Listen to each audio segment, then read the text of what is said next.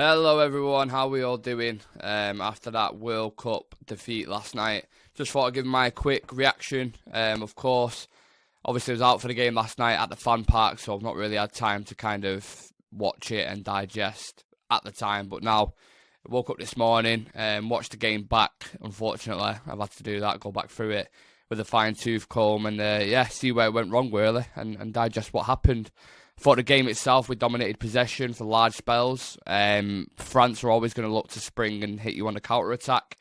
And England, in my opinion, dealt with that. I thought we was, in terms of our positioning on the pitch, we was very disciplined, which was key. Whenever they won it back, you've got to be in them key areas. And I thought we did that brilliantly.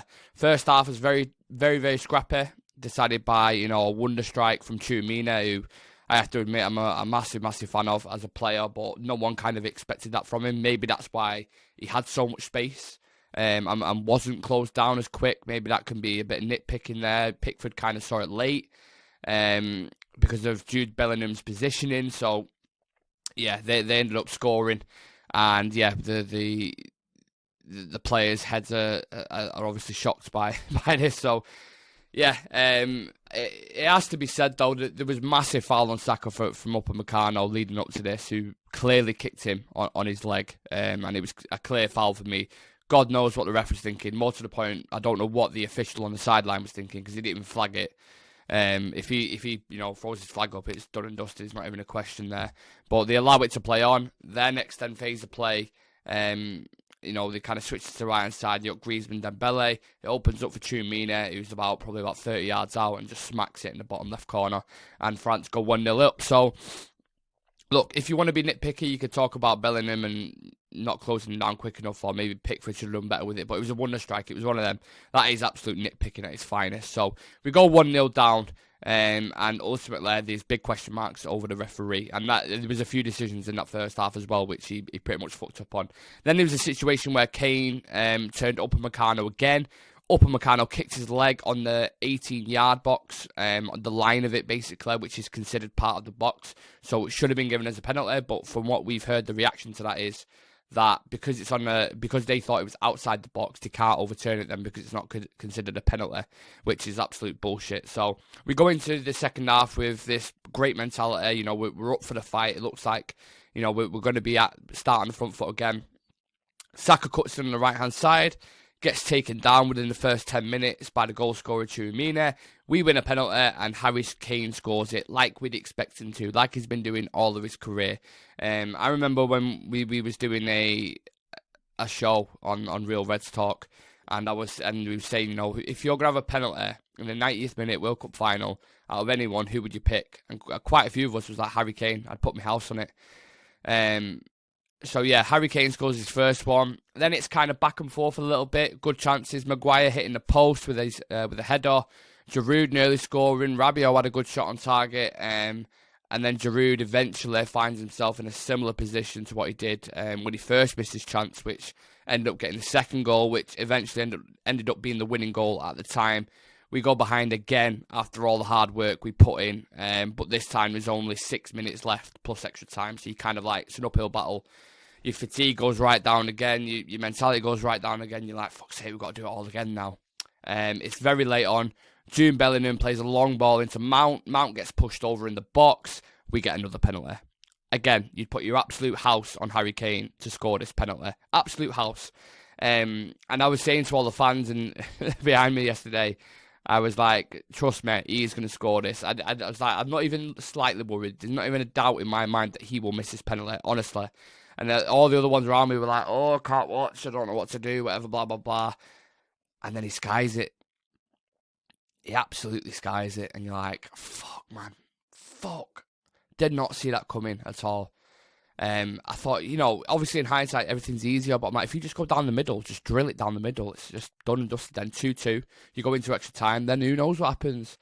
These things happen. Football is determined by small margins. And unfortunately, it happened to us a few times. When you think about the amount of preparation goes into these World Cups. It must be so heartbreaking and hard to take when you go out on something like that. Like, very, very fine.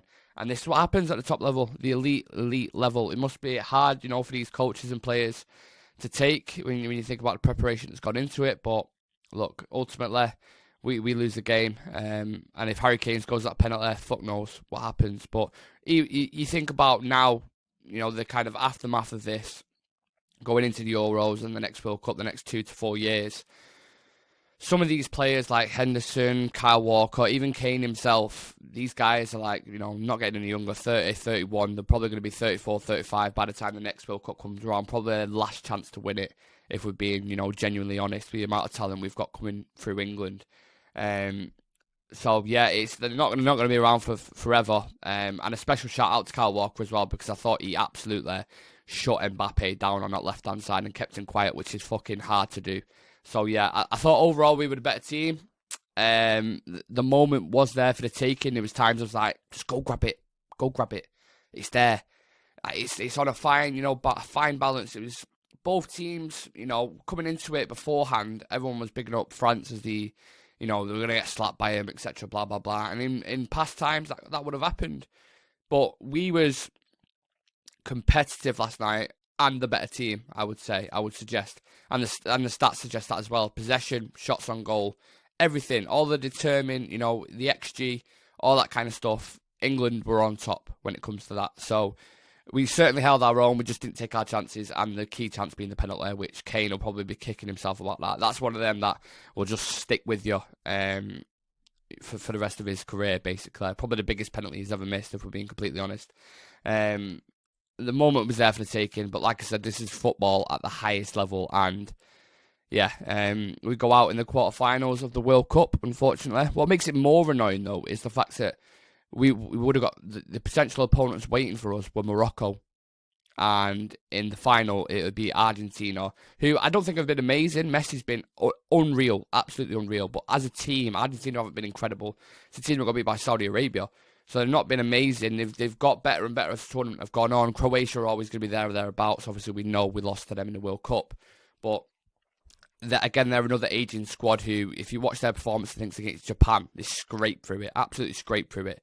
Again, won on penalties to Brazil, so they're not fake. So you would kind of fancy England's chances. If I said last night, whoever won the game last night between England and France goes on to win the World Cup. That's how I thought it was, and the momentum that would have carried that England team into that would have been special. And it was just one of them. I'm gutted, absolutely gutted. Next up is Euros. But if there's always a silver lining, or you always want to kind of bring back a bit of positivity, it's the fact that obviously at the core we are United fans on this channel. So we get to see United very, very soon again. I think we play on the 21st. It's the 11th now. So in 10 days' time, we'll be discussing Manchester United. Hopefully, we can kind of push the World Cup trauma to the back of our brains. And we can be positive about Ten Hag United going into the transfer window. A lot of big games coming up. And discussing it with you guys, more importantly. That's what I'm looking forward to personally. So I'm trying to brush it off. It's a Sunday. I'm hungover. We're out of the World Cup. It is gutting. You do feel sad, depressed, etc. But again, in football, the ball keeps rolling. I'm sure a lot of people are going to be watching the games in the World Cup, the semi-finals and the final. And then we can focus on the Premier League, Champions League, etc. Well, not for us because we're not in the Champions League, but we can focus on Europa League, Premier League, FA Cup, Carabao Cup, and start discussing United a bit more. So yeah, as always, make sure you subscribe to the channel, click that notification bell so you don't miss a thing, and smash a like on the video as well. This has been my reaction to England going out of the World Cup. Gutted. Absolutely gutted. Yeah. I'll see you in the next one, guys. Take care. Peace.